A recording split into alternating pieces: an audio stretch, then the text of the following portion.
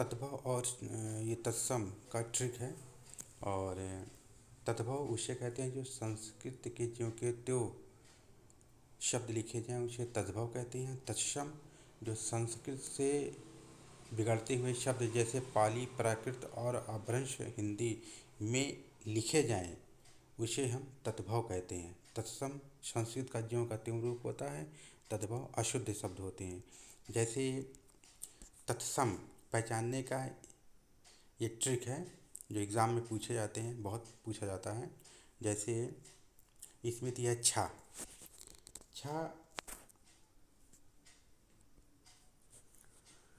अगर शुरू में आता है, ये देखिए छति, ठीक है, और यह बीच में आता है, या ठीक है, या सबसे अंत में आता है, ये देखिए अंत में आता है, जैसे ये, तो उसे हम तत्सम कहेंगे। छा कहीं भी प्रयोग होगा उस शब्द में, चाहे पहले हो, चाहे बीच में हो, चाहे अंतिम में हो, तो वो तत्सम कहलाएगा।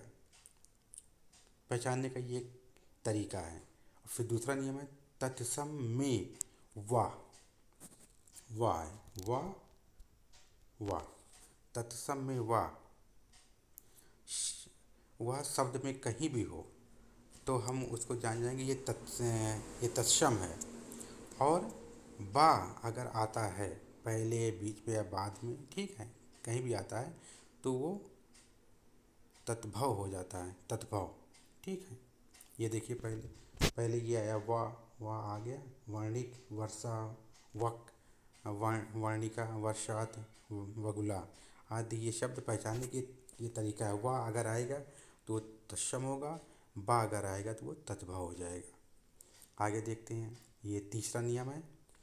तो जैसे तत्सम में श का प्रयोग होगा, चाहे आधा या ये जो लिखा हुआ है पूरा सा, ये आधा सा कहीं भी आएगा तो वो तत्सम शब्द ही होगा।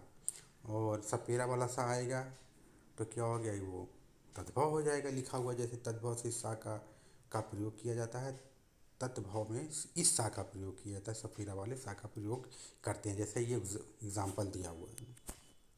और आगे देख लेते हैं श का प्रयोग।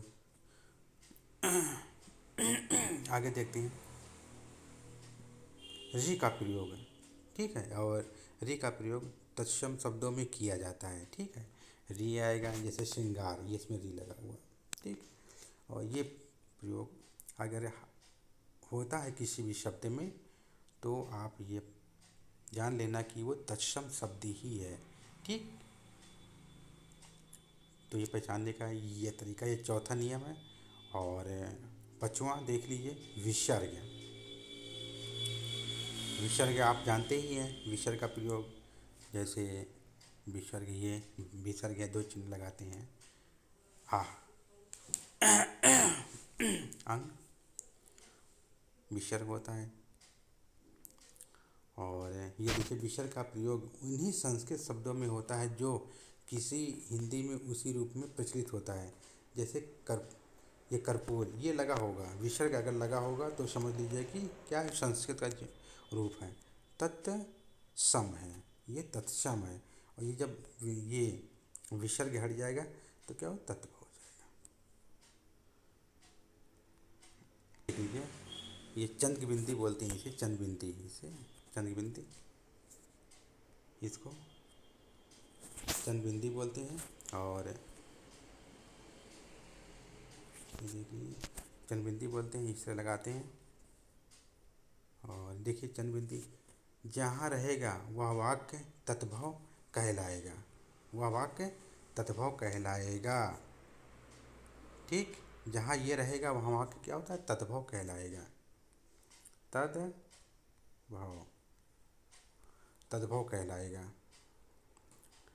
और जैसे गेहूँ, ठीक, इससे ये पता कर लेंगे ना कि ये तद्भव शब्द है, जहाँ चंद बिंदी लग जाएगा। और आगे देख लीजिए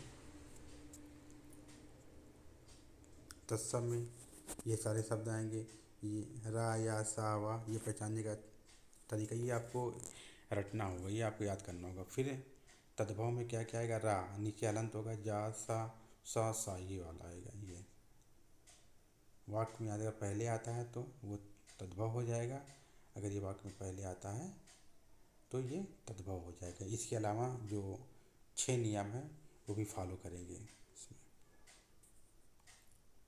अगर ये वीडियो पसंद आई हो तो मुझे लाइक और सब्सक्राइब करिए।